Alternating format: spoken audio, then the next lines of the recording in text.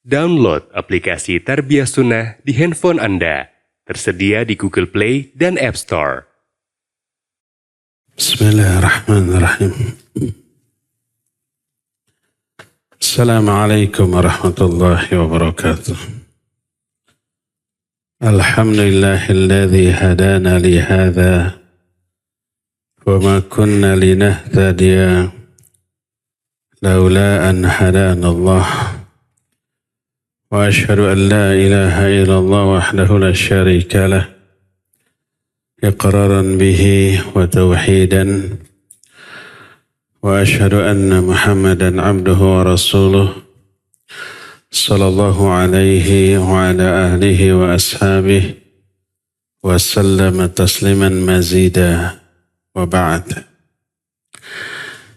Ikhwati fillah, baik hadirin jamaah Masjid Al-Ukhuwah BSD Bumi Serpong Damai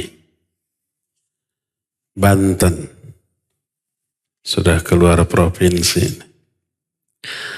Juga para pendengar radio Tarbiyah Sunnah Bandung, pendengar beberapa radio yang ikut gabung, pemirsa beberapa TV yang ikut kepada grup kajian bersama. Kita kembali berjumpa untuk yang kedua kalinya di tempat ini, melanjutkan kajian yang belum selesai 2 pekan yang lalu tentang hati. Materi kita yang lalu adalah rusaknya hati menghancurkan amal, menunjukkan amat sangat super pentingnya hati dalam kehidupan di dunia sampai ke akhirat nanti. Kondisi hati yang dimiliki oleh manusia ada 3 jenis. Ini dijelaskan oleh Syekhul Islam Ibn Taimiyah rahimahullah. Dan kondisi terbaik adalah hati yang pertama, yaitu hati yang hidup dengan sehat. Itulah hati orang-orang mukmin yang bertakwa. Kecenderungannya kepada ibadah, sangat anti kepada kemaksiatan. Ibarat orang yang pola hidupnya sehat bersih, mandi mungkin 5 kali, kemana-mana pakai pelindung, dia akan menjaga diri dari semua yang mengotori badannya. Jalan-jalan becek dia hindari supaya kulitnya tidak terbakar matahari. Dia pakai sunblock. Apa namanya sunblock? Sunscreen. Kemudian biar tidak hitam pakai pemutih, pakai pelembab biar tidak kering. Kemudian biar tidak kena virus juga dia pakai masker. Pokoknya dia berupaya menghindari semua yang akan merusak dirinya. Itu secara fisik.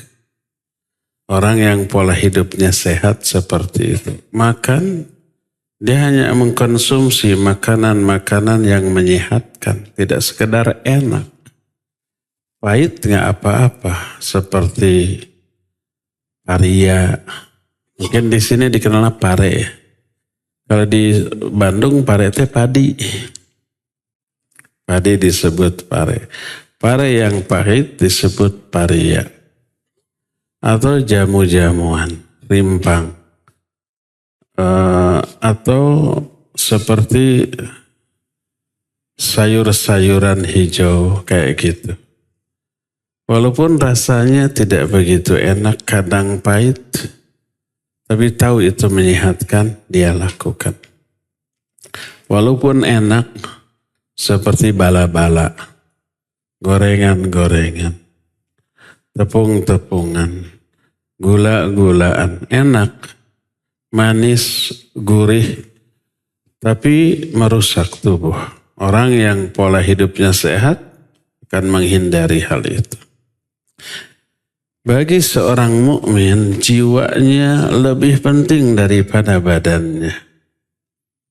Kalau orang yang mementingkan kesehatan badan, menerapkan pola hidup sehat, menghindari makanan-makanan yang merusak walaupun enak, seorang mukmin yang bertakwa untuk menjaga hatinya, jiwanya agar tetap hidup secara sehat, dia akan menjaga diri dari semua yang mengotori hatinya. Dia jauhkan dari dosa. Dia jauhkan dirinya dari maksiat. Dia jauhkan dirinya dari segala macam yang melalaikan. Apa yang dia lakukan? Yang dia lakukan selalu melakukan segala amalan yang bisa menjaga kesucian hatinya dan membersihkan hatinya dari semua kotoran-kotoran yang mungkin tidak terhindarkan mengotori hatinya, ya. Apa akibatnya? Kalau yang seperti itu kecenderungannya ibadah terus. Dan ketika ibadahnya walaupun melelahkan, dia merasa nikmat di tengah kelelahan ibadahnya. Coba perhatikan orang yang pola hidupnya sehat, dia melakukan apa yang membuat dia sehat walaupun melelahkan. Dia olahraga, lari gitu sejam. Dan itu melelahkan, ngos-ngosan, pegel kakinya, keringetan gitu ya. Tapi dia enjoy walaupun menderita. Dia mengangkat beban, fitness, nge-gym. Dan ketika nge-gym dia menderita. Mengalami apa yang disebut dengan cangkel pegel. Saking menderitanya, lihat ekspresi ketika mengangkat beban berat. Orang Sunda bilang tiba bergeg, tiba pereket. Sampai ekspresinya jebeu-jebeu gitu kan. Itu menderita. Pegel, ya pegel. Tapi dia enjoy dengan hal itu. Makin pegel, makin puas dia. Karena dia tahu pegel itu upaya tubuh untuk memperbaiki seluruh kerusakan akibat nge-gym tadi dan posisi kondisi ototnya, sel-selnya lebih baik, lebih sehat, lebih kuat daripada sebelumnya. Maka walaupun lelah, capek, ngos-ngosan, pegel, biaya keluar gede, dia menikmatinya. Itu untuk urusan dunia terhadap fisiknya badannya. Seperti itulah orang mukmin muttaqin. Untuk membersihkan jiwanya dia latih. Walaupun melelahkan, dia saum sesering mungkin, dia baca Al-Quran sebanyak mungkin, dia melakukan sholat sesering yang dia mampu, malamnya dia bangun, Quran minimal odoj, one day, one juz, terus zikirnya terus. Walaupun lelah, tapi puas. Di tengah kelelahannya ada kepuasan. Ada ketenangan batin. Ada sakinah. Ada rahmat. Ada ampunan. Ada pahala. Ada kecintaan dari Allah Azza wa Jalla. Keridhaan dari Allah. Itulah yang membuat dia puas. Maka berkata Imam Ibn Qayyim rahimahullah dalam kitab Ad-Da'u wad-Dawa. Kata beliau, "I'lam aslahallahu qalbak bi anna al-qulub tamradu bil ma'asi wasyahawat wa ta'thiru dhunub fil qulub ka ta'thiril amrad fil abdan bal adh-dhunub amradul qulub wa dawa'uha ahwada'uha wa wa'un laha wa ma dawa'a laha illa tarkuha." Ketahuilah wahai, semoga Allah memperbaiki hatimu. Hati bisa terkena penyakit dengan dosa-dosa, maksiat, dan syahwat. Pengaruh dosa bagi hati seperti pengaruh penyakit terhadap badan. Badan yang terkena penyakit lemah, lesu, tak mustahil mati. Bahkan dosa adalah penyakit hati dan obatnya mau tidak mau adalah meninggalkannya. Berkata Ibnu Mubarak rahimahullahu ta'ala, Ra'aitu dhunub tumitul qulub wa qad yurithu dhulla idmanuha wa tarku dhunub hayatul qulub wa khairun li nafsika isyanuha. Aku melihat dosa-dosa itu bisa mematikan hati dan terus-menerus di atas dosa melahirkan kehinaan. Meninggalkan dosa penyebab hidupnya hati. Maka lebih baik bagi dirimu kalau kamu meninggalkannya. Meninggalkan dosa-dosa, menghindarkan dosa-dosa. Itu syair dari Abdullah Mubarak dinukil oleh Imam Ibn Qayyim dalam kitab Zadul Ma'ad fi Hadi Khairul Ibad. Lalu berkata selanjutnya Imam Ibn Qayyim, فَإِنْ عَالَجَهُ صَاحِبُهُ شَفِيًا وَإِنْ تَرَكَهُ تَزَايَدَ الْمَرَضْ حَتَّى يَمُوتْ. Kalau orang yang hatinya berpenyakit mengobati penyakitnya itu akan sembuh, hatinya akan kembali sehat. Tapi kalau dia membiarkan penyakit itu bersarang di hatinya, penyakit itu akan tambah parah sampai mematikan hati. Allah berfirman, fi qulubihim maradun fazadahumullahu marada. Di dalam hati mereka ada penyakit, tapi mereka tidak mau mengobatinya, dibiarkan. Fazadahumullahu marada, Allah menambah hebat penyakitnya. Apa akibatnya? Walahum adzabun alimun bima kanu yakdzibun. Bagi mereka akan ada azab yang pedih. Kenapa? Bima kanu yakdzibun, karena mereka mendustakan. Mendustakan lahir karena hatinya berpenyakit. Mendustakan ajaran yang dibawa oleh Rasul Sallallahu Alaihi Wasallam itu akibat dari hati yang terkontaminasi oleh penyakit. Ya. Lalu fa'alal insan ayyatanya di qalbih wa yahrisu ala ayyu'aliyahu bil umuri taliyah. Maka wajib bagi setiap manusia memperhatikan hatinya. Ketika ditemukan di dalam hatinya ada penyakit, dia harus bersungguh-sungguh memperbaikinya, mengobatinya, mensucikannya dengan perkara-perkara berikut ini. Lalu Imam Ibn Qayyim rahimahullah membeberkan beberapa cara mengobati hati yang sakit. Apa sajakah cara itu? Pertama, mestinya ya, nanti diselip-selipkan deh. Kita menjelaskan dulu ciri-ciri orang yang hatinya sakit. Khawatir kita semua merasa sehat, padahal sakit. Kenapa? Orang yang berpenyakit hati tidak sadar hatinya berpenyakit, merasa sehat, sehingga tidak peduli dan tidak melakukan upaya perbaikan pengobatan. Kedua, kalau sadar nggak mau diketahui orang. Kalau ada orang yang memberi saran pengobatan, dia tersinggung, marah.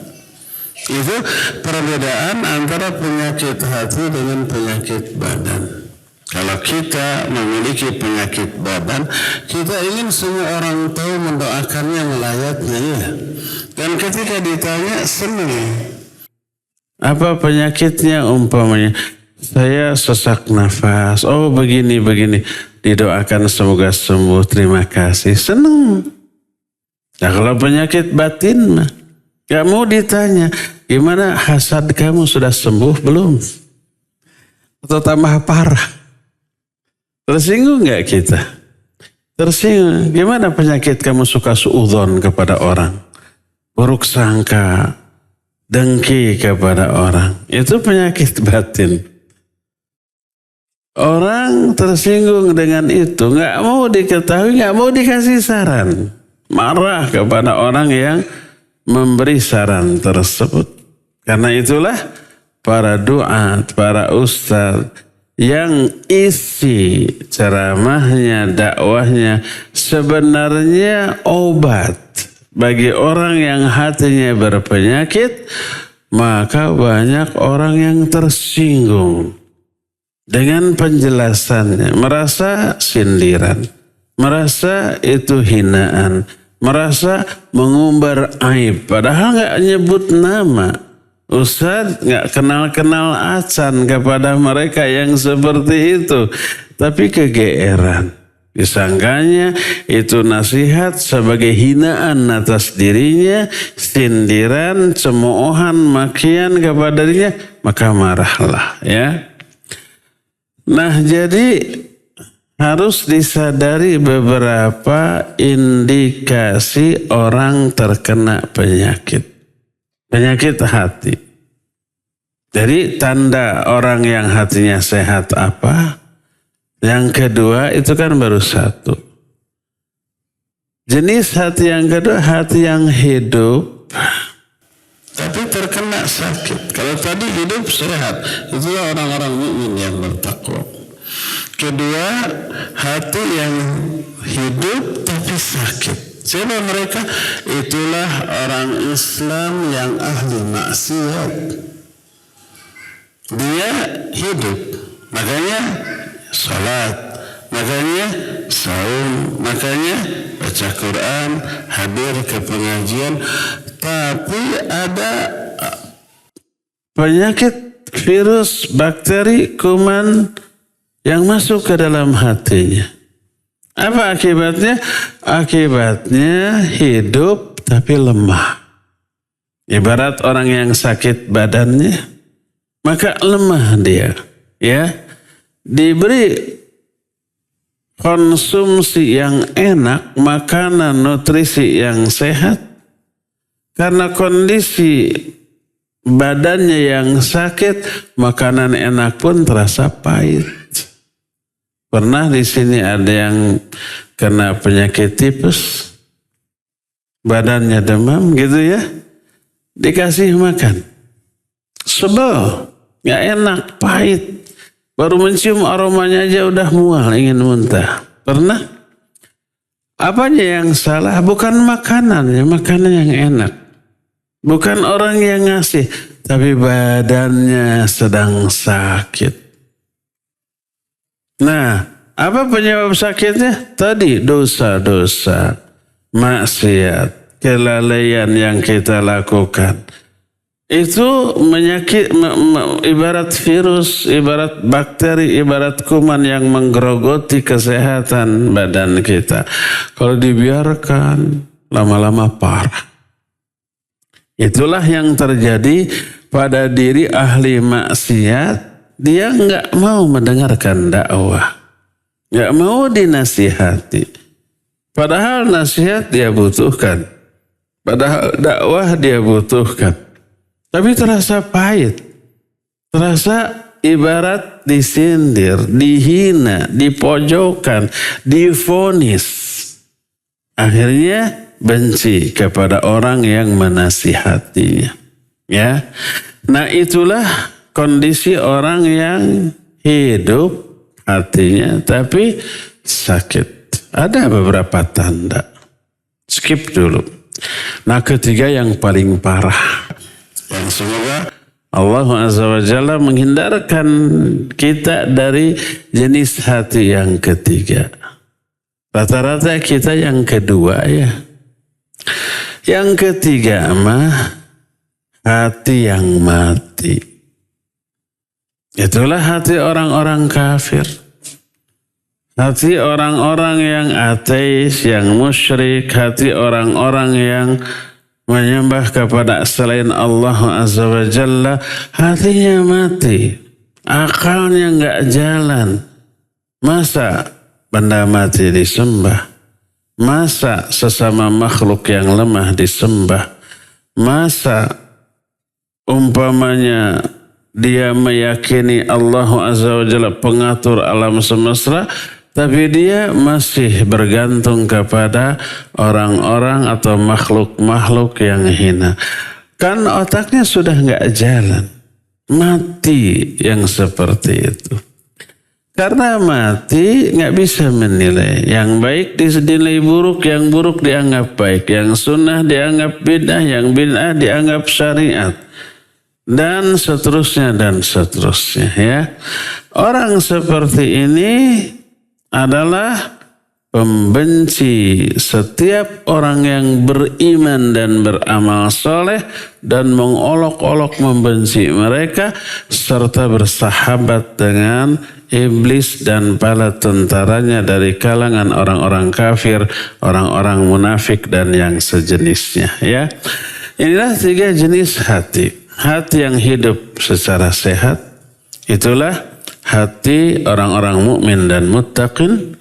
Yang kedua, hati yang hidup tapi sakit, itulah hati orang-orang muslim ahli maksiat. Dan yang ketiga, hati yang mati, itulah hati orang-orang yang kafir. Ciri-ciri dari ketiga hal ini ada. Nanti suatu saat kita jelaskan, entah kapan.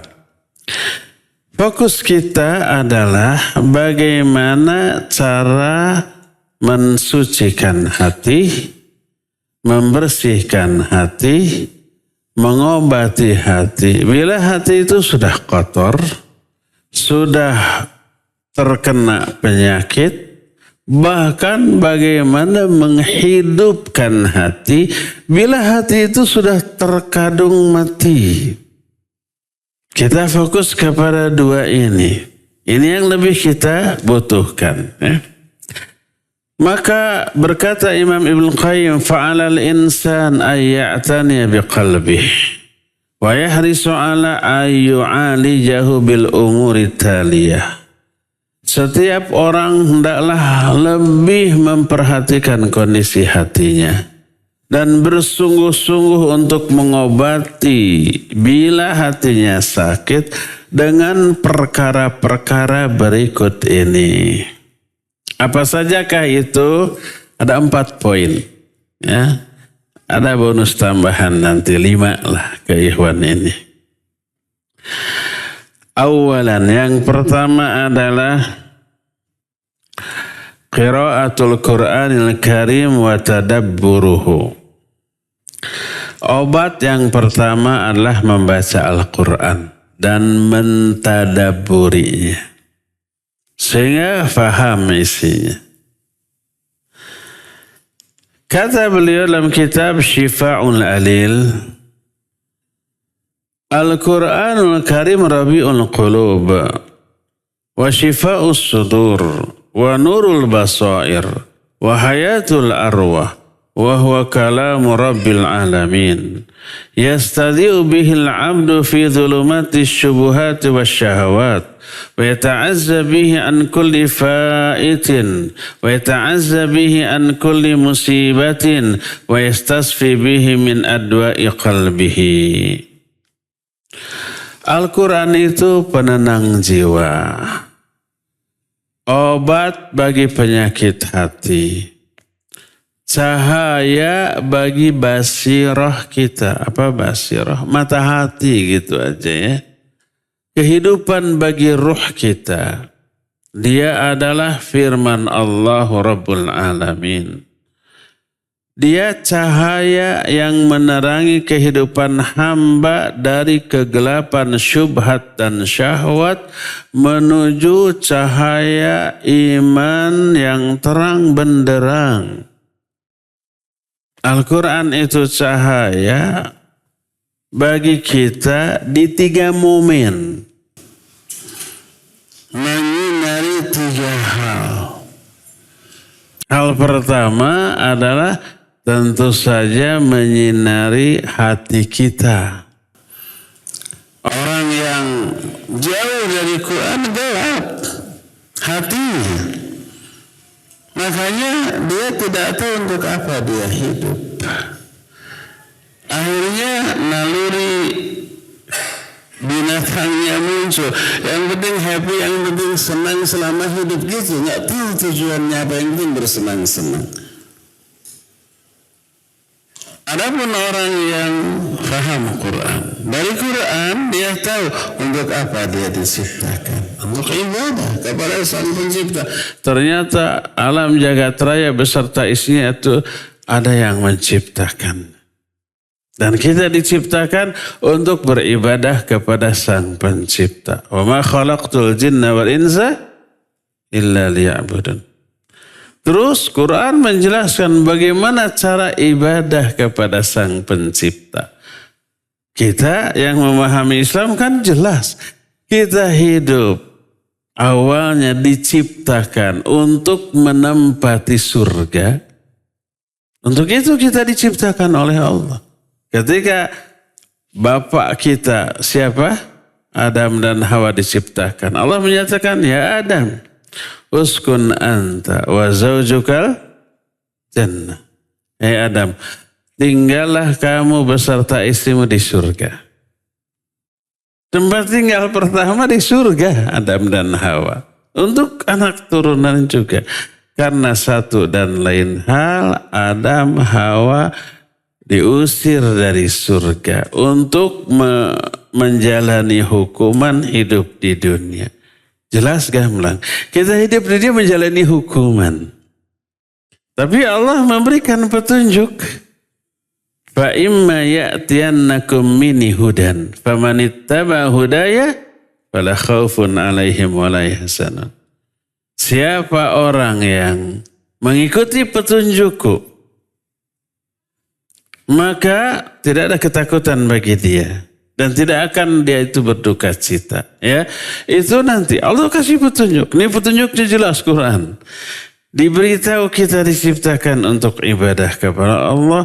Semua fasilitas yang Allah berikan, langit bumi beserta isinya, sebagai sarana penunjang ibadah kepada Allah Azza wa Jalla. Bagaimana cara ibadahnya? Jelas gamblang. Ya.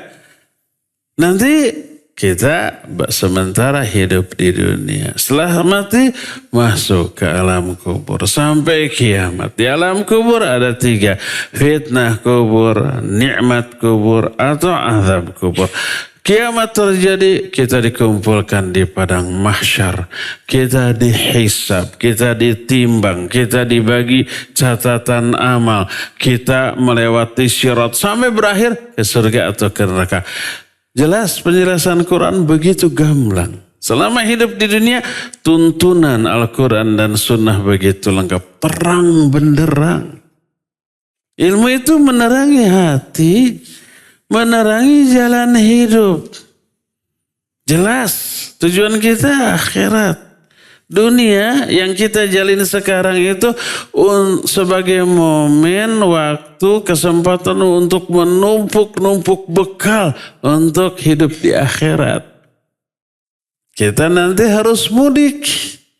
Mudik kita nggak boleh ke tempat lain. Ke tempat asal kita menetap, surga. Jangan tersesat, gak sampai-sampai ke surga. Na'udzubillah, akhirnya ke neraka. Atau sampai ke surga, tapi babak belur dulu harus masuk neraka. Jangan sampai seperti itu. Kita harus mudik ke tempat asal kita, yaitu surga. Nah, agar bisa sampai sana, siapkan bekal yang cukup. Apa bekalnya? Ibadah, iman, amal soleh, berbuat kebaikan, jauhi semua yang Allah haramkan, yang Allah benci, yang Allah murkai, yang Allah ancam dengan azab. Jauhi supaya kita bisa selamat mudik sampai di akhirat. Itu semua penjelasan Quran. Maka Al-Quran menerangi. Apa yang diterangi? Pertama, hati kita terterangi. Kedua, jalan hidup kita gamblang. Kita umpah dari BSD ini mau ke Bandung. Siang hari. Kita sudah tahu informasi transportasi yang kita butuhkan. Dari sini ke Halim. Bisa pakai Grab. Itu mereknya. Taksi online.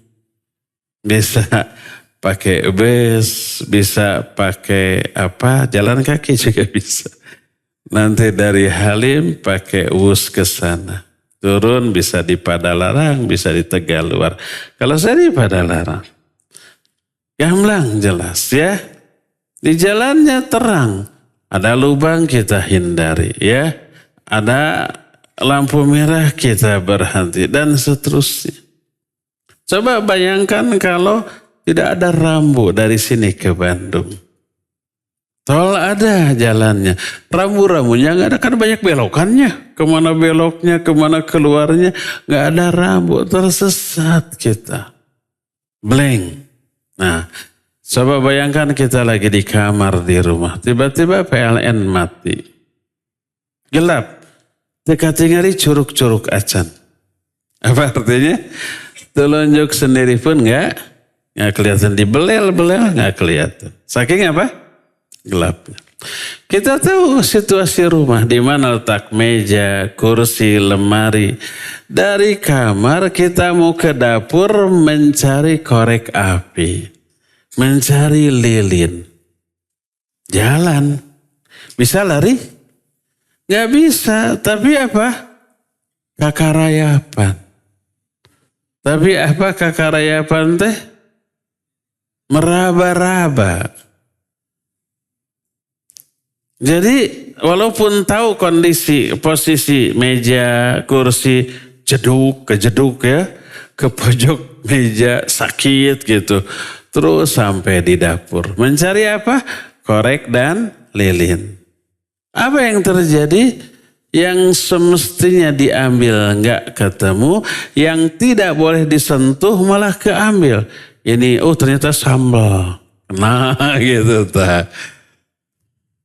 Itu kalau kita berjalan dalam keadaan gelap, walaupun kita tahu situasi rumah kita, maka kita akan meraba-raba. Itulah gambaran orang yang ketika hidup di dunia hatinya gelap, tak terterangi oleh ilmu yang bersumber dari Sang Pencipta Quran Sunnah. Akhirnya dia nggak tahu untuk apa dia hidup, atau dengar-dengar untuk ibadah kepada Allah, tapi karena bodoh nggak pernah buka Quran Sunnah, nggak mau mendengar penjelasan Quran Sunnah, dia nggak tahu bagaimana caranya beribadah kepada Allah Azza wa Jalla. Ya. Jadi pertama hatinya terterangi, kedua jalan hidupnya, ketiga ini yang tidak kalah penting, ya. Apa yang kita amalkan dari ilmu Quran Sunnah kelak akan menjadi cahaya di akhirat, terutama ketika menyeberang sirat. Gambaran sirat yang diterangkan oleh para ulama bagi ikhwan di sini yang selalu ikut kajian saya di sore hari Jumat Roja. Membahas apa? Kitab Mukhtasar Ma'arijil Qabul. Di antara dibahas rukun iman. Di antara iman kepada hari akhir. Iman yang kelima. Salah satu iman kepada sirat. Wajib karena Al-Quran menjelaskan. Hadis-hadis yang sahih menerangkan. Diterangkan di sana bahwa kondisi sirat itu pertama super kecil. Kata Imam Sufyan Ats-Tsauri, balaghani anna sirat ahadda minas sayf. Sampai satu riwayat sahih kepadaku bahwa sirat itu lebih kecil daripada bagian tajam sebuah pedang. Bagian tajamnya kecil kan? Sekecil itu sirat. Adapun keterangan bahwa sirat itu seukuran rambut dibelah 7, nggak ada keterangan itu. Tapi yang jelas kecil. Pertama, itu yang pertama. Yang kedua, muzillah. Itu bikin kepleset, leur. Leur itu apa? Licin. Kalau bahasa Sundanya banyak. Matak ti soledat, ti serele, ti kosewat, ti kusruk, ti gebrus, macam-macam tuh ya. Kayak bahasa Sunda. Jadi licin tuh. Bikin kepleset. Ketiga, gelap. Tadi teka tinggal di curug-curug acan. Telunjuk sendiri pun tidak kelihatan. Ya. Bayangkan walaupun terang benderang tapi kondisi sirotnya kayak gitu ya, licin ya, kecil, susah ya. Apalagi gelap. Gelap mah sebesar jalan tol tapi gelap, nabrak tuh. Kalau itu jembatan tidak ada pagarnya, berjalan di jembatan sebesar tol umpamanya tapi gelap, bisa jatuh ke bawah. Apalagi ini kecil. Nah, khusus orang-orang beriman terterangi. Oleh apa? Oleh ilmu dan amal. Sebesar apa cahayanya tergantung amalnya. Ada yang cahayanya sebesar gunung. Karena amal imannya segede itu. Ada yang setinggi pohon kurma, ada yang setinggi orang, ada yang hanya sebesar jempol, sekecil jempol, kadang-kadang padam. Itulah orang-orang munafik. Coba lihat dalam Al-Quran. Yauma taral mu'minina wal mu'minati yas'a nuruhum baina aydihim wa aymanihim.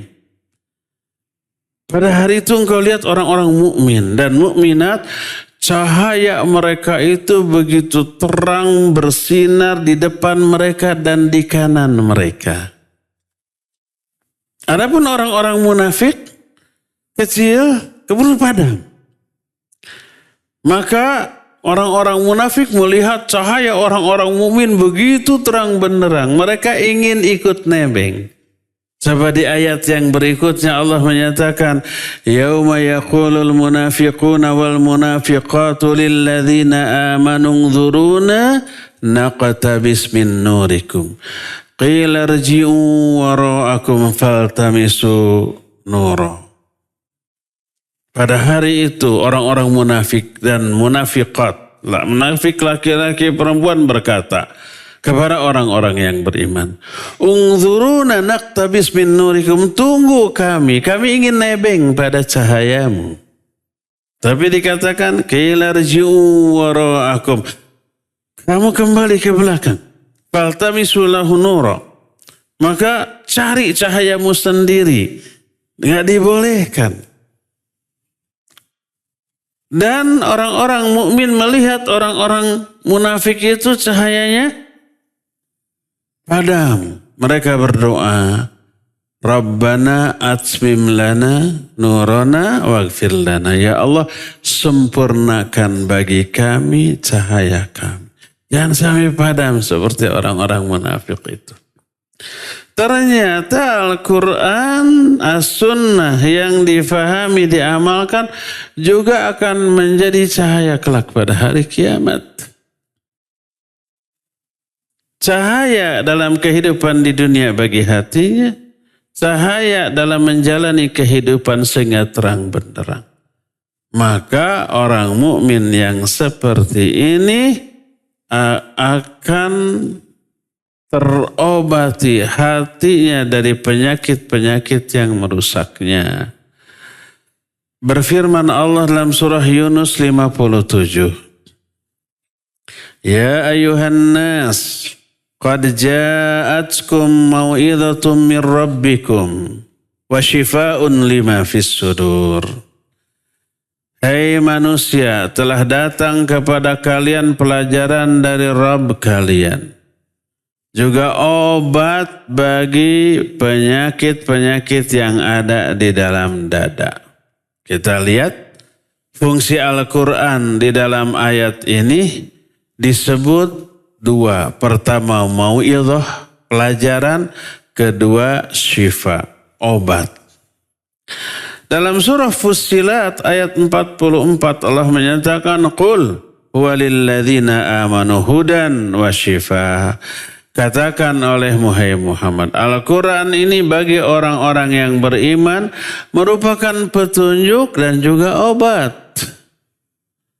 Juga dalam surah Al-Isra ayat 82, wa nunazzilu minal Qur'ani ma huwa shifa wa rahmatul lil mu'minin. Kami turunkan Al-Quran merupakan obat dan rahmat bagi orang-orang yang beriman. Selain itu, tadi kita sudah tahu Quran ini pertama mau'idhah, wejangan, pelajaran. Kedua obat. Ketiga hudan, petunjuk. Keempat rahmat. Sebab Allah menyatakan huwa syifa'u wa rahmatul mu'minin. Kadang-kadang Al-Quran juga disebut dengan sebutan az-zikr, peringatan. Karena memang memberi peringatan. Al-Quran juga disebut dengan sebutan Al-Furqan. Artinya yang membedakan mana yang hak, mana yang batil. Dan selain itu yang paling ajaib, Al-Quran juga disebut dengan sebutan ruh. Sebagaimana firman Allah, wa kadzalika auhayna ruhan wa kadzalika auhayna ilaika ruhan min amrina. Demikianlah kami wahyukan kepada engkau hai Muhammad ruh dari perintah kami. Allah mewahyukan ruh. Maknanya Allah wahyukan Al-Quran yang berfungsi sebagai ruh. Apa fungsi ruh? Menghidupkan sesuatu yang mati. Jasad, bangkai yang mati dimasuki ruh. Hidup lagi dia. Nah tadi disebutkan salah satu jenis hati adalah hati yang mati. Karena apa? Karena tidak ada ruh di dalamnya. Tidak ada Al-Quran. Quran disebut ruh. Maka akalnya nggak jalan. Lihat zaman jahiliyah. Para sahabat sebelum mereka mengenal Islam, sikapnya nggak masuk akal. Patung disembah. Batu disembah. Pohon disembah. Kuburan orang yang sudah mati disembah. Kemana akal mereka? Bayi yang lahir perempuan dikubur hidup-hidup. Wa idzal mau'udatu su'ilat bi ayyi dzambin qutilat. Jadi akalnya sudah enggak sehat lagi. Karena sudah mati hatinya, karena ruh di dalam hatinya tidak ada, yaitu Al-Quran. Begitu datang Islam dengan Al-Quran, maka didakwahkan, masuk Al-Quran menyerap ke dalam hati mereka, ibarat ruh yang masuk ke dalam jasad, hidup lagilah dia. Dari sini kita bisa melihat ajaibnya Quran bisa menghidupkan jiwa yang selama ini sudah mati. Dan hidupnya secara sehat. Lihat para sahabat, dulunya jiwa mereka mati. Penyembah berhala. Kemudian selain itu mereka membunuh anak-anak ketika kecil. Selain itu mereka menerapkan hukum rimba. Boleh dikatakan semua yang buruk, yang jelek ada di sana. Ada riba secara ekonomi, ada judi, mabuk-mabukan sudah menjadi kebiasaan konsumsi harian. Perzinahan sudah tidak asik, dan seterusnya. Persis kayak binatang. Karena matinya jiwa mereka. Setelah datang Islam, Al-Quran menyerap masuk ke dalam hati mereka, hiduplah. Akhirnya semua keburukan ditinggalkan. Penyembahan kepada berhala ditinggalkan, hanya kepada satu-satunya yang berhak disembah, yaitu Allah Azza wa Jalla. Ditinggalkanlah semua keburukan dalam kehidupan sosial. ditinggalkannya judi, ditinggalkannya mabuk, ditinggalkannya zina, ditinggalkannya riba, ditinggalkannya semua bentuk-bentuk kezaliman. Sehatlah kembali jiwa mereka, normal kembali, manusiawi kembali kehidupan mereka. Ya, jadi fungsi Al-Quran bisa dilihat dari beberapa nama dan sebutan yang Allah berikan kepada Al-Quran. Al-Quran disebut nur karena dia menerangi. Menerangi 3 hal yang tadi kita jelaskan. Al-Quran disebut Az-Zikr karena isinya peringatan. Al-Quran juga disebut dengan sebutan Busyra karena berisi berita gembira bagi orang-orang yang beriman. Al-Quran juga disebut sebagai syifa karena mengobati jiwa yang sakit. Quran juga disebut ruh karena menghidupkan kembali jiwa yang sudah mati. Al-Quran juga disebut mau'idhah, disebut rahmat, disebut ini dan itu yang menunjukkan fungsi Al-Quran terhadap jiwa dan kehidupan manusia. Bagaimana caranya atau cara kerja Al-Quran di dalam menyembuhkan jiwa yang sakit? Sumber penyakit jiwa ada 2. Pertama syubhat, kedua syahwat. Apa bedanya syubhat dengan syahwat? Kalau syubhat, penyimpangan, kesalahan, kekeliruan yang disebabkan karena kebodohan, karena tidak tahu. Maka itu penyakit syubhat. Apa bentuknya? Bentuknya apa? Bentuknya adalah semua pemahaman yang keliru, yang salah. Kebidahan di bidang akidah, di bidang ibadah, itu syubhat. Kenapa? Orang yang memahaminya merasa itu pemahaman dan yang benar, pengamalan yang benar. Tidak merasa salah. Dengan kesalahannya merasa benar di atas kesalahannya. Itu syubhat. Maka mereka punya dalil. Dalilnya benar. Apa yang salah? Pemahaman mereka tentang dalil itu. Penafsiran mereka. Interpretasi mereka tentang dalil baik Quran hadis difahami secara keliru, secara salah. Kenapa? Karena Quran sunnah difahami bukan oleh alatnya. Apa yang mereka jadikan sebagai alat untuk memahami Quran sunnah? Mungkin ra'yu, akal, pikiran, mungkin zauq. Zauq itu perasaan, intuisi, insting gitu, naluri. Itu dijadikan alat untuk memahami Quran sunnah. Atau ra'yu, padahal itu bukan alatnya. Ra'yu kita, akal kita bukan alat untuk memahami apapun. Contoh termasuk perkara dunia, iya. Akal kita bukan alat. Contoh, kita punya akal kan? Semua kita punya akal. Bisa nggak kita menjelaskan kenapa pesawat yang ribuan ton bisa terbang dengan kecepatan di atas 1000 km per jam menempuh jarak puluhan ribu kilometer? Akal kita bisa? Tidak bisa menjelaskan. Siapa yang bisa menjelaskan? Ahli teknologi pesawat. Pak Habibie rahimahullah mungkin bisa. Kenapa? Bukan dengan akal beliau, bukan. Beliau punya akal, kita juga punya akal. Kita nggak bisa menjelaskan, beliau bisa. Kenapa? Karena akal beliau diisi oleh ilmu tentang teknologi penerbangan. Akal kita kosong dari ilmu itu. Maka karena kita kosong dari ilmu itu, kita nggak bisa menjelaskan.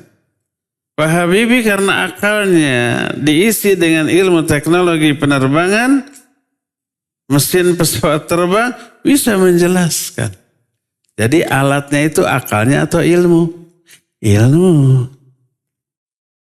Kita sakit, punya akal. Bisa mengobati diri sendiri? Enggak, akal kita fungsikan. Enggak bisa. Akal bukan alatnya. Siapa yang tahu tentang penyakit dan obatnya? Dokter. Apa dokter mengobati dengan akalnya? Bukan. Dengan ilmu kedokteran yang mereka pelajari di universitas. Jurusan kedokteran. Teorinya dipelajari. Anatomi tubuh, struktur tubuh, bagian-bagian tubuh. Semuanya dipelajari. Terus kenapa orang bisa sakit? Mungkin ada virus, kuman, bakteri atau apa. Atau ada kerusakan organ. Terus bagaimana memperbaikinya, mengobatinya? Dokter tahu tuh. Ada ilmu tentang hal itu. Yang menjadi alat itu ilmunya. Ilmu kedokteran diisikan ke akalnya, ke otaknya. Baru dia paham dan bisa mengobati. Kita punya otak, punya akal, tapi kosong dari ilmu kedokteran. Maka nggak bisa memahami dan jangan coba-coba mengobati diri sendiri. Ya, bisa tambah parah. Kita punya mobil, punya motor, rusak. Kita punya akal. Dengan akal kita bisa kita perbaiki? Enggak. Siapa yang bisa memperbaiki? Akalnya montir. Kenapa akal montir bisa? Bukan akal, tapi ilmu yang difahami oleh akal dia. Jadi yang menjadi alat itu apa? Ilmu. Bukan akalnya. Akal itu wadah dari ilmu tersebut. Ya. Ini urusan dunia. Sama dengan urusan agama. Al-Quran, sunnah jangan difahami oleh ro'yu, oleh akal. Bukan alatnya. Makanya ada ancaman. Man qala fi kitabillahi bi ra'yihi. Dalam riwayatin, man fassal Qur'ana bi ra'yihi. Siapa orang yang memahami Quran, berbicara tentang kitab Allah dengan ro'yu. Falyatabawa maq'adahu minan nar. Siap-siap menempati tempat duduk dalam neraka. Diancam. Karena akal bukan alatnya. Alatnya itu apa? Ilmu. Apa ilmu untuk membedah Al-Quran? Ulum syar'iyah. Ilmu-ilmu alat. Pelajari bahasa Arab, pelajari ilmu balaghah, badi, bayan, ma'ani. Ilmu bahasa Arab itu nahwu sharafnya tuh, fahami dulu. Baru setelah memahami itu belum cukup. Harus memahami ilmu tafsir, ulumul Quran, fahami ilmu hadis, fahami fiqih, usul fiqih, dan semua ilmu yang dibutuhkan baru bisa tuh. Oleh karena itu yang menjadi alat untuk membedah Al-Quran adalah ilmu tafsir. Orang tidak paham ilmu tafsir, nggak ngerti bahasa, memahami Quran langsung dengan ro'yu, dengan kebodohannya. Atau dengan perasaan, ya salah, ya keliru. Akhirnya lahir pemahaman yang aneh-aneh. Menurut dia kan ada orang, mari kita beragama dengan akal sehat. Keliru. Beragamalah dengan Quran Sunnah. Karena agama mah sumbernya apa? Wahyu, bukan akal. Mereka menganggap, merasa akal mereka sehat. Padahal sakit tuh. Karena akal yang menurut mereka sehat langsung dijadikan alat memahami Quran. Itu akal yang sakit tapi merasa sehat. Menurut dia logis. Menurut dia rasional. Ya, menurut dia masuk akal sehat. Menurut para ulama itu akal yang sakit.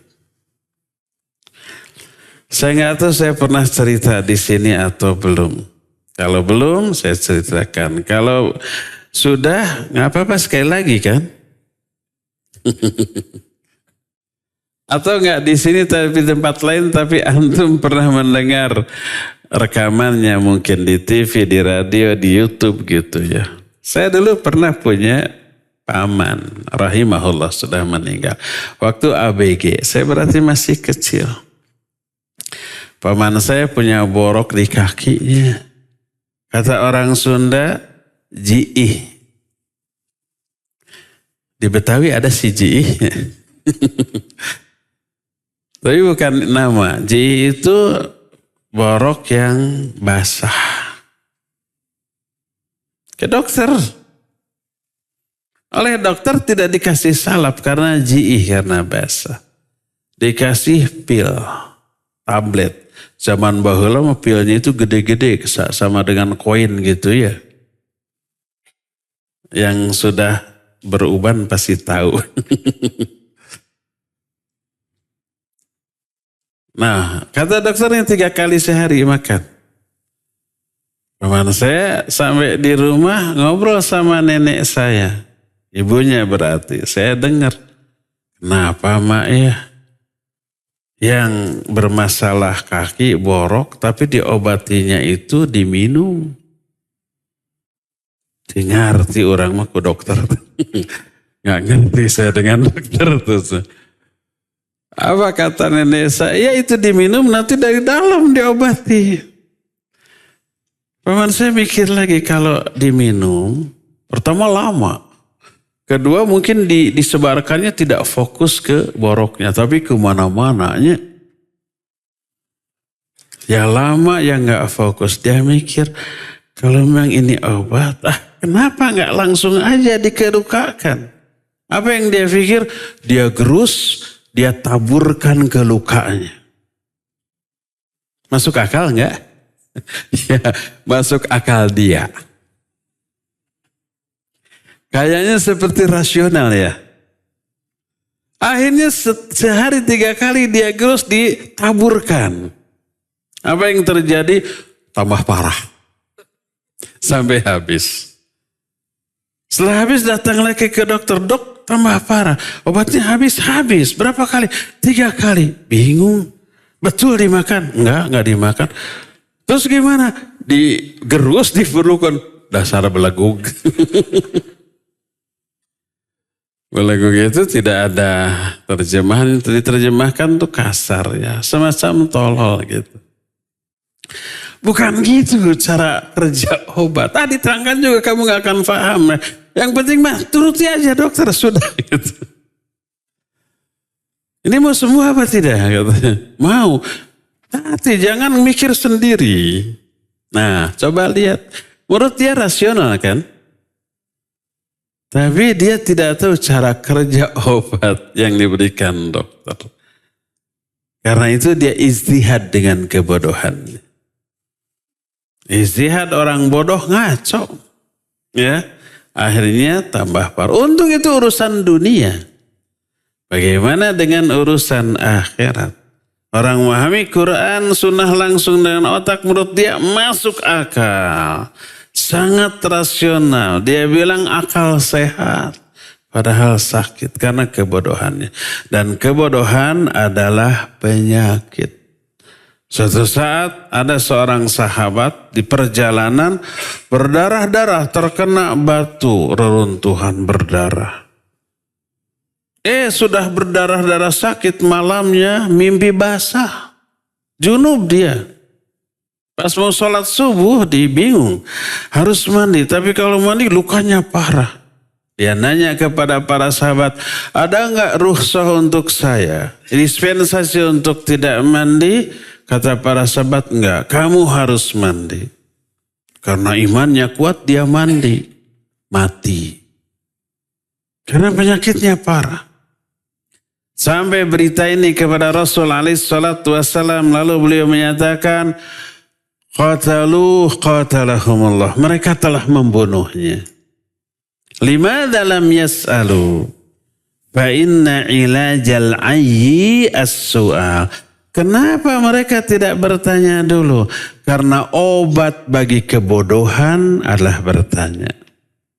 Pernyataan ilajul ayyi as-su'al, obat kebodohan. Menunjukkan kebodohan itu penyakit. Obatnya ilmu dengan cara bertanya. Ya, itulah yang disebut dengan apa? Syubhat. Syubhat adalah setiap penyimpangan, kekeliruan, kesalahpahaman dalam memahami agama karena kebodohan, karena ketidaktahuan. Ya, akhirnya timbul kesalahpahaman, timbul kebidahan. Dalam masalah akidah lebih parah ya. Dalam masalah ibadah juga parah. Lahirnya ibadah-ibadah, amalan-amalan yang tidak dicontohkan oleh Nabi SAW. Tapi merasa benar dengan kesalahannya. Apalagi menyangkut akidah adalah memahami asma dan sifat Allah. Dia pahami dengan ro'yunya, akhirnya salah keliru tapi merasa benar di atas kesalahannya. Inilah syubhat. Penyakit syubhat. Penyakit syubhat bisa diobati oleh apa? Oleh Al-Quran. Karena semua kesalahpahaman mereka ada jawabannya di dalam Al-Quranul Karim. Dengan mempelajari Al-Quran secara benar, kesalahan pemahaman bisa dikoreksi, diperbaiki sedikit demi sedikit. Ya, inilah yang menyebabkan para ulama pun banyak berubah pendapatnya antara pendapat dulu dengan pendapat sekarang. Imam Syafi'i dikenal ada dua qaul, qaul qadim dan qaul jadid. Ucapan pendapat beliau dulu dan pendapat yang sekarang berbeda. Kenapa? Karena terus belajar, terus nambah ilmu. Penambahan ilmu menambah wawasan sehingga apa yang dahulu ditetapkan karena kekurangan ilmu, setelah belajar lagi, oh itu salah, lalu dirubah. Kalau ada ulama atau orang dulu berpendapat dalam beragama begini-begini lalu berubah menjadi begitu-begitu, itu menunjukkan dia belajar terus. Perubahan pendapatnya itu disebabkan karena perubahan kualitas dan kuantitas ilmunya. Makin bertambah ilmunya, bertambah analisanya, bertambah wawasannya, bertambah hafalannya, maka otomatis adanya perubahan dalam dirinya, perubahan juga di dalam pendapat-pendapat yang dilakukannya. Syekh Al-Albani rahimahullah disebut Bukharinya abad kini oleh para ulama ahli hadis. Oleh para ahli bidah disebut orang sesat, jelaslah ya. Seperti para ulama terdahulu. Beliau banyak mentakhrij hadis. Hadis ini sahih, hadis ini dhaif dengan penjelasannya.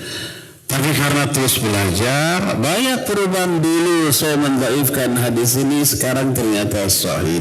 Dulu saya menyatakan hadis ini sahih, ternyata dhaif. Itu ada banyak. Sehingga lahir satu kitab khusus namanya Taraju' Al-Albani Al-Wadihat. Rujuknya Syekh Al-Albani yang jelas tentang apa? Takhrij hadis. Yang dulu didhaifkan sekarang disahihkan. Dulu disahihkan sekarang didhaifkan. Itu selalu terjadi di kalangan para ulama. Menunjukkan apa?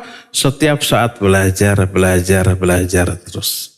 Termasuk juga para ustaz. Dulu berpendapat begitu, sekarang begini. Menunjukkan belajar. Kalau orang dari dulu sampai puluhan tahun gitu pendapatnya, gak pernah berubah. Menunjukkan stuck dia. Gak pernah belajar, muthala'ah, menggali lagi, enggak ya. Nah seperti itulah. Jadi syubhat sebagai penyakit jiwa bisa diobati dengan Al-Quran. Karena Al-Quran berisi semua informasi yang bisa mengoreksi kesalahan-kesalahan orang di dalam memahami agama ini ya. Ini yang pertama. Kedua, ini 5 poin obat hati ini paling hanya 1 poin yang kita bahas sekarang. Sisanya entah kapan. Ini sudah sejam lebih. Kedua, penyakit kedua syahwat. Apa bedanya dengan syubhat? Kalau syahwat setiap dosa, penyimpangan, kesalahan, kekeliruan yang disertai ilmu. Dia tahu itu haram. Dia tahu itu dilarang. Dia tahu bahwa itu mengundang murka Allah. Tapi dia lakukan. Kenapa? Karena hawa nafsu. Kalau syahwat, dosa karena hawa nafsu. Kalau syubhat, dosa karena kebodohan. Nah, syahwat inilah yang banyak dilakukan oleh manusia, oleh orang-orang Islam. Boleh dikatakan kebanyakan besar dosa yang dilakukan oleh orang Muslim karena syahwat. Coba umpamanya haramnya berjudi, haramnya mabuk, haramnya mencuri, korupsi, haramnya berzina, haramnya ghibah. Itu orang yang melakukannya tahu nggak bahwa itu haram? Tahu pastilah ya, pasti tahu. Coba para koruptor tanya, tahu nggak bahwa ini haram, berdosa besar? Tahu. Kenapa dilakukan? Hawa nafsu. Coba emak-emak, para gossipers, tukang ngerumpi, tukang ghibah, bukan mama di sini ya. Saya nggak berbicara tentang mama di sini, karena saya nggak kenal mama di sini. Itu mama di tempat lain. Kalau di sini mungkin nggak begitu, beda.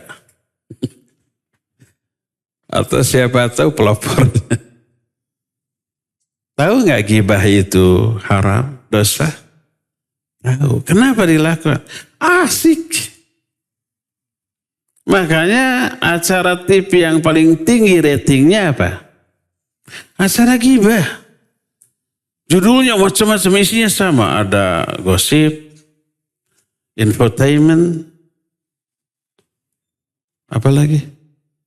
Nggak tahu, pura-pura. Isinya ghibah, membuka aib orang. Aib public figure. Para artis, para pengusaha, para penguasa gitu ya. Ustadz yang sudah beken juga kena itu, ya enggak? Jadi itu paling tinggi ratingnya. Menunjukkan apa? Minat orang makin besar. Kalau nggak nonton infotainment, besok ketemu kawan-kawan nggak punya bahan.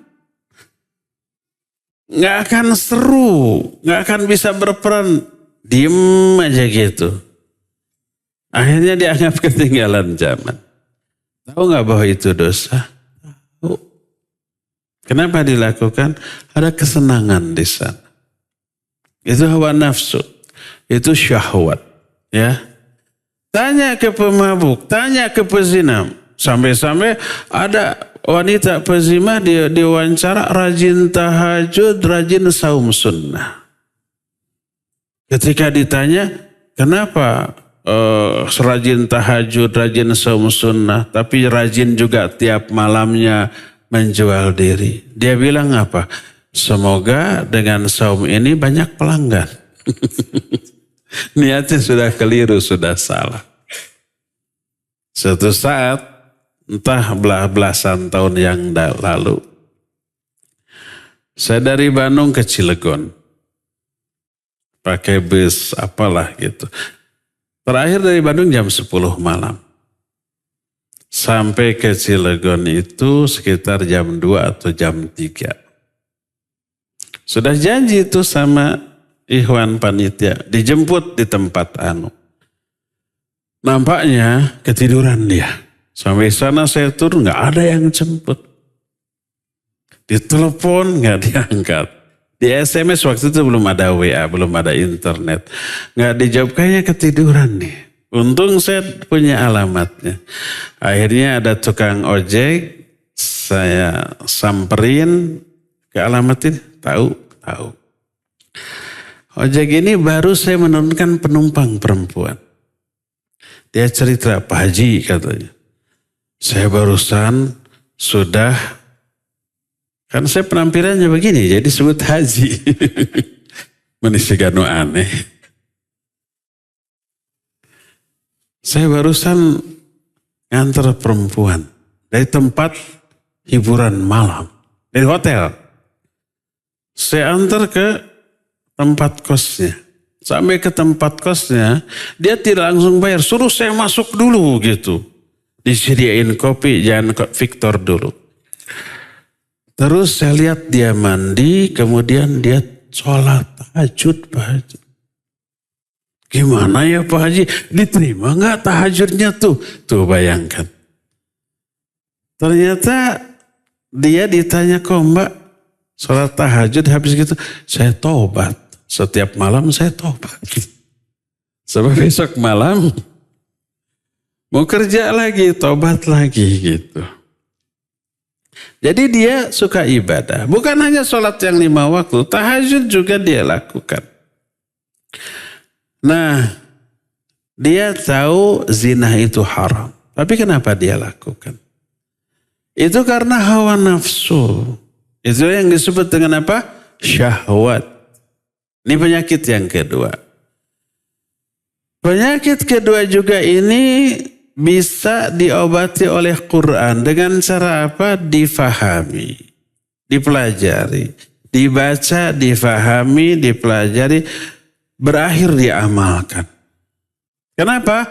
Setiap kali Quran dibaca, difahami, maka Allah Azza wa Jalla akan menganugerahkan banyak hal kepada orang ini. Orang yang membaca Al-Quran, Allah kasih rahmat, Allah kasih sakinah, Allah puji, Allah kasih hidayah. Dan sakinah ini mengundang turunnya hidayah Allah, kemudian menambah imannya. Rasul SAW menyatakan dalam Al-Quran, Majtama qawmun fi baitin min buyutillah yatsluna kitab Allah. Tidaklah satu kaum berkumpul di salah satu rumah Allah, terus mereka membaca kitab Allah dan mempelajari isinya. Kecuali Allah akan menurunkan rahmat, menurunkan sakinah, malaikat juga akan menaungi mereka dan Allah memuji mereka di hadapan malaikat yang ada di sekitarnya. Jadi orang yang baca Quran, apalagi mempelajari isinya, Allah kasih rahmat, Allah kasih sakinah, Allah kasih hidayah.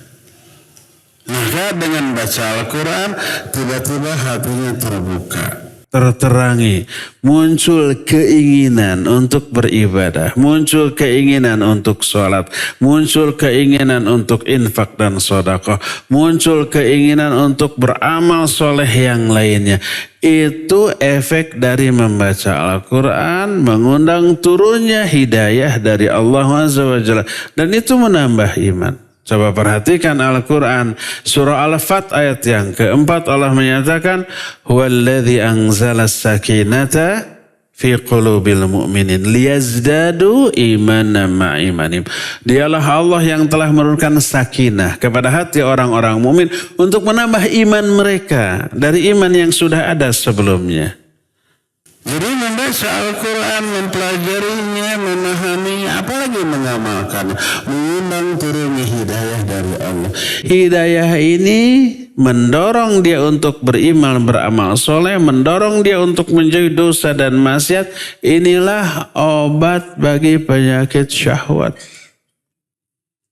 Karena itulah, dengan membaca Al-Quran, memahaminya secara benar plus mengamalkan, apalagi mengajarkannya, mendakwahkannya, akan mengobati jiwa yang terkontaminasi dengan penyakit apapun. Penyakit syubhat dan penyakit syahwat.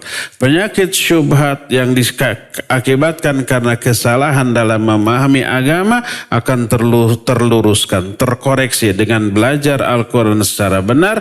Dan penyakit syahwat pun akan tersembuhkan oleh hidayah yang Allah turunkan, rahmat yang Allah turunkan, sakinah dan ampunan yang Allah turunkan kepada orang-orang yang membaca Al-Quran. Maka syahwat yang berupa penyakit pun akan terkikis.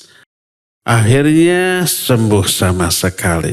Begitulah cara bekerja Al-Quran di dalam menyembuhkan orang yang hatinya terkena penyakit.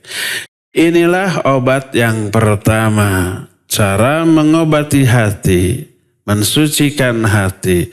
Cara memperbaiki hati, meluruskan hati yang sudah bengkok, sudah terkotori, sudah terjangkiti penyakit. Pertama, Al-Quran. Sikapi Al-Quran dengan 7 sikap. Perlakukan Al-Quran dengan 7 perlakuan, dijamin jiwa kita akan sehat. Pertama, yakini bahwa Quran itu benar dari Allah. Kedua, fahami dengan pemahaman yang benar. Pelajari sehingga faham. Ketiga, baca secara musalsal, secara berkesinambungan dari Fatihah, Al-Baqarah, Ali Imran, An-Nisa, terus sampai Anas, balik lagi. Terus seumur hidup kita. Muter terus ya. Itu yang ketiganya. Keempat, ini yang paling penting, mengamalkannya. Amalkan Al-Quranul Karim ya. Kelimanya sebenarnya ini bagian dari pengamalan, tapi secara spesifik dipisahkan menghafalkan semaksimal yang kita bisa, sebanyak yang kita mampu hafalkan. Yang keenamnya, ajarkan atau dakwahkan. Yang ketujuhnya, bela Al-Quran apabila ada yang menghinakannya atau ada upaya-upaya untuk menyimpangkannya, memalsukannya dan seterusnya. Ini 7 sikap kita kepada Al-Quran. Ya, pertama meyakini, kedua membaca, ketiga memahami, keempat menghafal, kelima mengamalkan, keenam mendakwahkan atau mengajarkannya, ketujuh membelanya. Siapa yang memperlakukan Al-Quran dengan 7 perlakuan ini, dijamin orang itu mulia. Rasul sallallahu alaihi wasallam menyatakan, innallaha yarfa'u qauman bihadzal kitab wa yadhau bihi akharin. Allah akan mengangkat derajat kemuliaan suatu kaum karena Al-Quran ini. Quran ini dimuliakan dalam bentuk mensikapi memperlakukan Quran dengan 7 perlakuan tadi, maka Allah akan muliakan dia karena dia pun telah memuliakan Al-Quran. Muliakan Al-Quran dengan 7 perlakuan tadi. Sok dari 7 itu kita sudah berapa? Baca, yakin mah pasti ya, yakin. Kalau nggak yakin kafir itu. Yakin. Kedua bacanya nih ya. Odoj, upayakan odoj ya. One day, one juz. Berapa lama kita menamatkannya? Sebulan ya. Ketiga, pahami. Ikuti kajian tafsir. Kalau ada, coba minta ustadz di sini yang dekat, rutin kalau bisa tiap hari. Atau seminggu 2 atau 3 kali. Tolong adakan kajian tarjamah lafziyah. Tapi harus orang yang paham tafsir. Diterjemahkan kata per kata. Mulai dari Al-Fatihah, contohnya begini. Bismillahirrahmanirrahim. Bi dengan ismi nama Allahi, Allah Ar-Rahman, pengasih, Ar-Rahim, penyayang. Bismillahirrahmanirrahim dengan menyebut nama Allah yang pengasih dan penyayang. Tes satu-satu nanti ya. Alhamdulillah segala puji li bagi atau kepada Allahi Allah Rabbi penguasa al-alamin semesta alam. Sehingga orang tuh faham kata per kata. Sehingga pas dibaca dalam sholat bisa menghayati makna setiap kata. Ya. Beres Al-Fatihah ke juz amma dulu. Ya.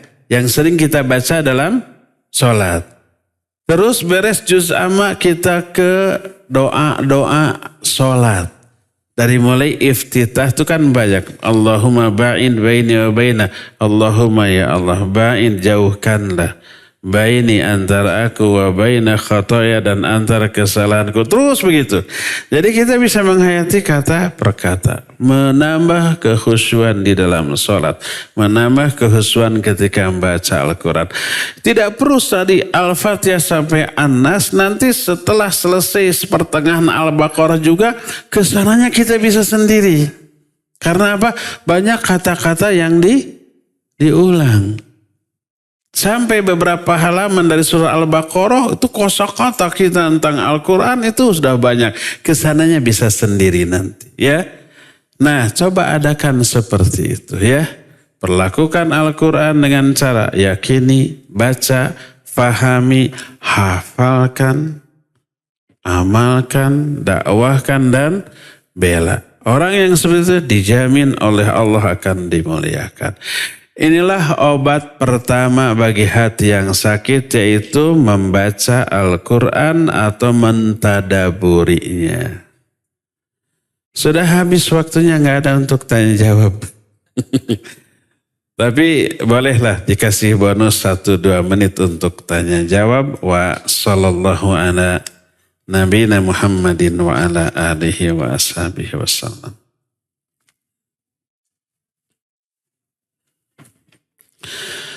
Pertanyaan pertama. Ustaz mengatakan dengan hanya sholat sunnah 2 rakaat dengan ikhlas dan khusyuk, berguguran dosanya seperti saat dilahirkan. Berarti seluruh dosanya kecil dan besar. Yang berhubungan dengan manusia dan Allah diampuni semua. Yang saya tahu dosa besar itu tidak diampuni sebelum bertobat. Dan dosa sesama anak Adam belum diampuni kalau tidak minta maaf, mohon penjelasan. Pertanyaan yang bagus dan kritis. Pertama, betulkah dosa-dosa besar tidak akan terampuni sebelum tobat? Pertama, tidak benar. Dengan 2 alasan. Alasan pertama, Allah berfirman dalam Al-Quran. Innallaha la yaghfiru ayyushraka bihi. Wa yaghfiru ma duna dzalika liman yasha. Sesungguhnya Allah tidak akan mengampuni dosa syirik. Tapi akan mengampuni dosa selain syirik bagi orang-orang yang dikehendakinya. Kata para ulama, di antara Syekhul Islam Ibn Taimiyah dalam kitab Ahkamu Uswatul Mu'minin. Beliau menyatakan ayat ini khusus bagi yang tidak tobat. Dosanya terbawa mati. Allah tidak akan mengampuni dosa syirik. Kalau terbawa mati, tidak tertobati. Tapi kalau sebelum mati tobat, diampuni apa tidak? Diampuni. Para sahabat dulunya orang-orang musyrik. Tapi kemudian tobat, diampuni. Dan Allah mengampuni dosa selain musyrik. Walaupun tidak tobat. Walaupun dosa besar, iya, asal selain syirik. Apakah semua orang? Enggak. Liman yasha, bagi orang-orang yang dikehendaki. Hanya orang-orang tertentu saja. Ini dalil ayat yang menunjukkan, ya dosa besar walaupun terbawa mati tidak ditobati bisa diampuni walaupun tidak bagi semua orang. Hanya orang-orang tertentu. Nah orang-orang tertentu teh siapa saja? Pertama dibeberkan oleh Syekhul Islam dalam kitab Ahkamu Uswatul Mu'min itu hukum orang-orang mukmin ahli maksiat. Dia mukmin ahli maksiat mati dalam keadaan membawa dosa maksiatnya tidak tobat. Ya, banyak faktor penggugur dosa selain tobat, selain istighfar. Nah, salah satunya adalah seluruh kebaikan itu menggugurkan dosa. Innal hasanati yudhibnas sayyi'at. Kebaikan-kebaikan itu menggugurkan dosa. As-salawatul khams, salat yang 5 waktu. Wal jumu'ah ila jumu'ah, wa ramadan ila ramadan. Jumat ke Jumat, Ramadan ke Ramadan, umroh ke umroh itu menghapus dosa-dosa. Apakah yang terhapus oleh itu dosa besar atau kecil? Syekh Al-Albani menyatakan sangat tergantung dari kualitas ibadah orang tersebut. Termasuk sholat. Sholat yang 5 waktu umpamanya. Kata Nabi SAW, bagaimana pendapat kalian kalau di hadapan rumah kalian ada sungai yang mengalir deras. Lalu orang itu mandi sehari 5 kali. Masih adakah dosa yang tersisa? Kotoran yang tersisa? Dijawab tidak ada. Demikianlah sholat yang 5 waktu menghapus semua dosa. Kata beliau, termasuk dosa besar, termasuk dosa besar. Tapi sangat tergantung dari kualitas sholatnya. Sama dengan mandi. Mandi walaupun 5 kali sehari tapi asal mandinya nggak akan bersih.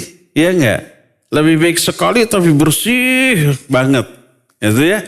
Tapi kalau setiap mandi bersih dan dilakukan 5 kali, kotoran kecil pun pasti tidak ada. Demikian juga sholat. Kalau sholatnya asal-asalan, tidak khusyuk atau kurang khusyuk, kualitas khusyuknya cuma 20%, dia hanya akan menghapus dosa yang sedikit. Masih menyisakan dosa besar.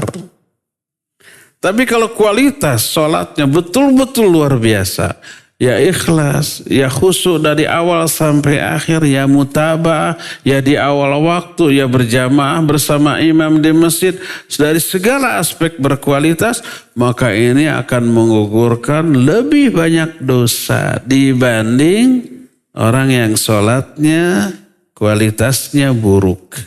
Jadi sangat tergantung kualitas sholat.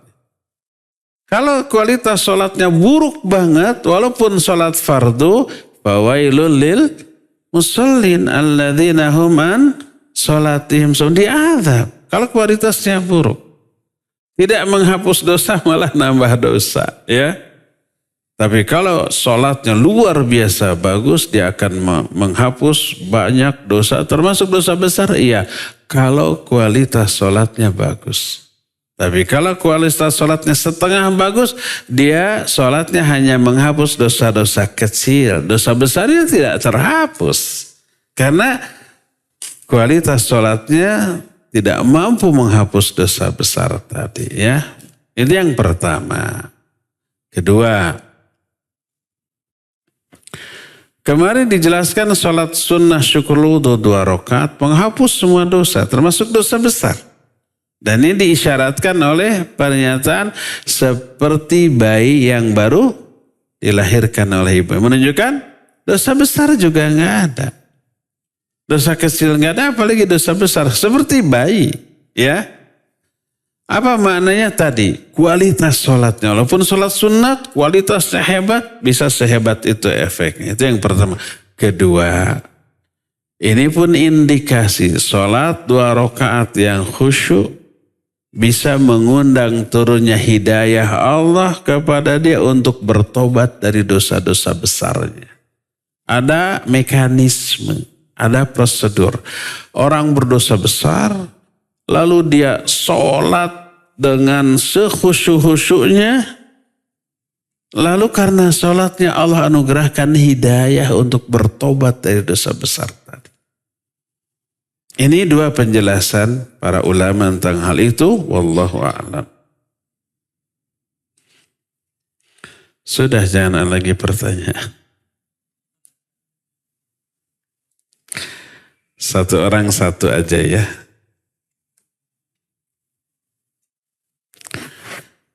Saya seorang istri. Apakah sampai kalau mendoakan suami yang sudah meninggal?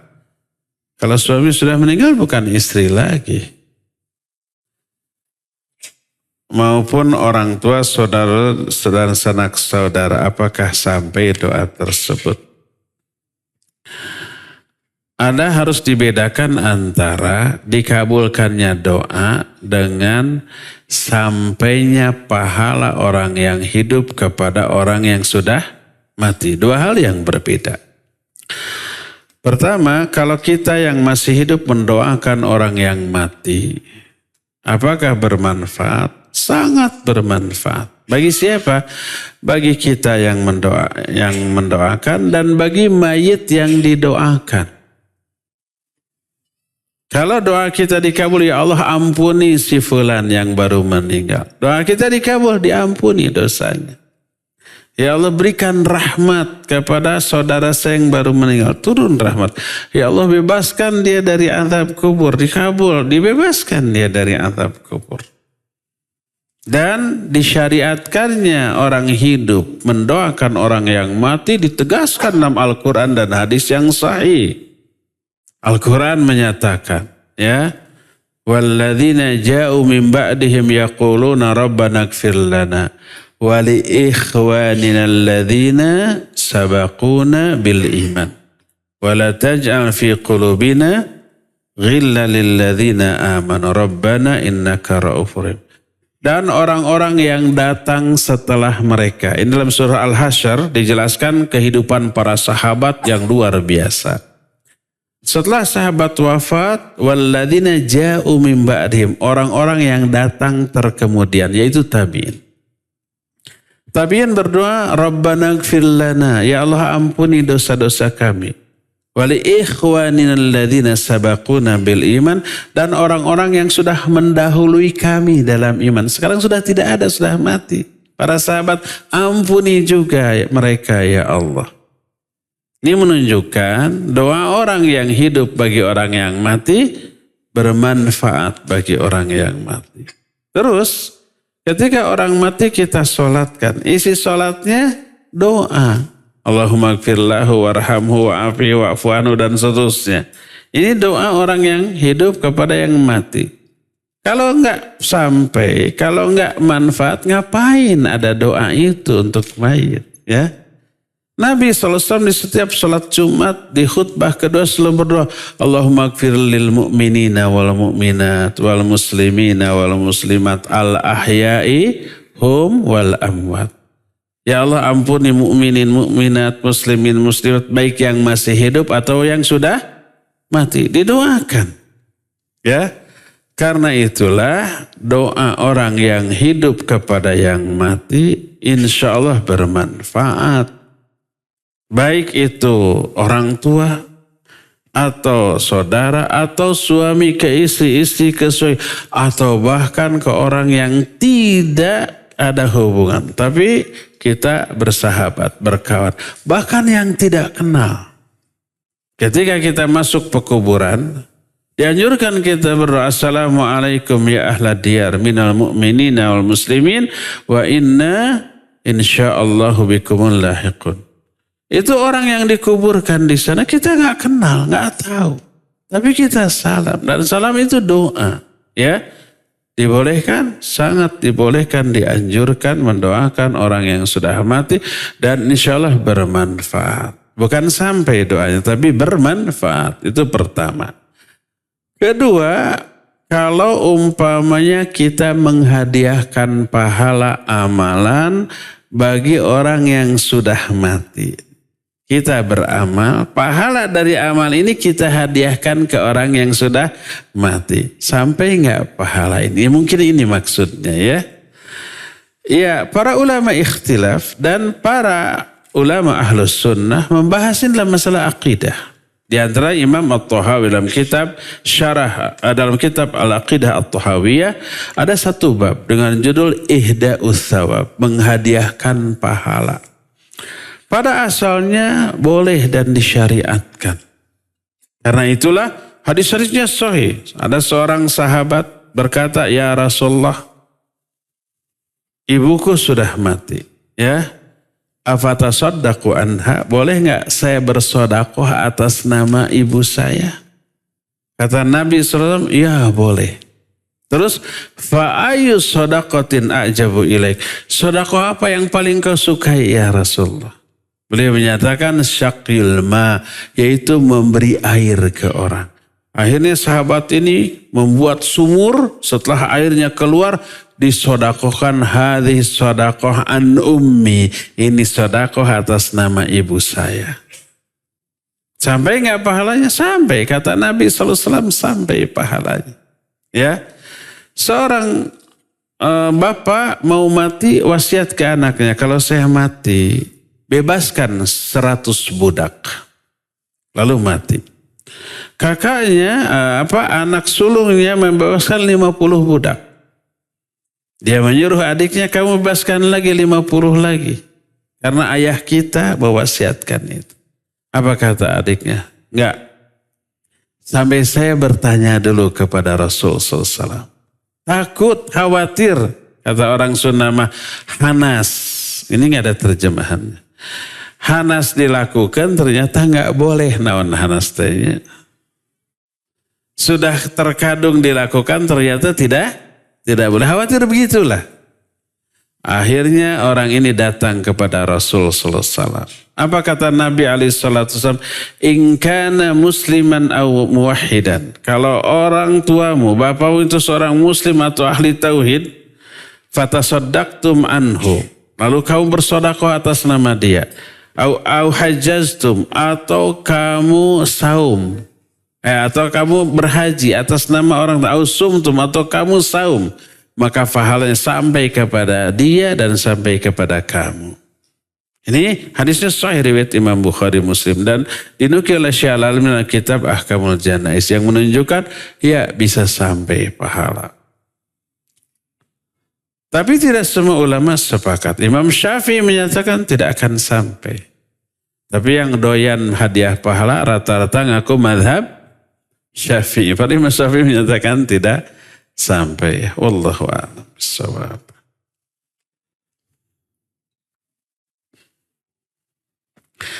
Ada teman yang menerima order membuat kue perayaan hari raya non-muslim. Apakah berdosa kalau kita tidak menasihatinya? Apa berdosa kalau kita tidak menasihatinya? Nasihati, amar ma'ruf nahi munkar, jangan. Karena ini ta'awun alal itsmi wal udwan. Ya. Kalau tahu itu untuk sesuatu yang haram. Kecuali kalau tidak tahu, pesan kue 100. Tapi dia bilang untuk apa? Silakan. Ternyata dipakai Natalan umpamanya. Ya. Maka nggak apa-apa karena tadinya kita tidak tahu. Dan kalau ada yang order nggak perlu ditanya untuk apa dulu. Ulang tahun, tahlilan atau apa. Kalau untuk itu nggak perlu. Nggak perlu bertanya ya. Jadi penuhi orderan itu. Kalau ternyata dipakai itu, kita berlepas tangan. Tapi kalau dia bilang, saya order untuk anu-anu dan itu terlarang, nggak boleh. Nggak, afan. Silakan ke yang lain. Sama kita menjual pisau. Ya, pisau itu bisa manfaat, bisa madarat. Kalau ada orang beli pisau, kasih. Nggak perlu bertanya untuk nodong bukan. Untuk ngebunuh bukan. Nggak perlu. Ternyata dia dipakai nodong, kita nggak tahu menahu. Kecuali kalau dia ngomong, Mang beli pisau 10, saya mau rampok. Kalau sudah tahu gitu, enggak. Kalau untuk ngerampok saya enggak. Bercanda itulah untuk kupas buah. Kasih, ternyata dia pakai nodong. Itu urusan dia ya. Gitu.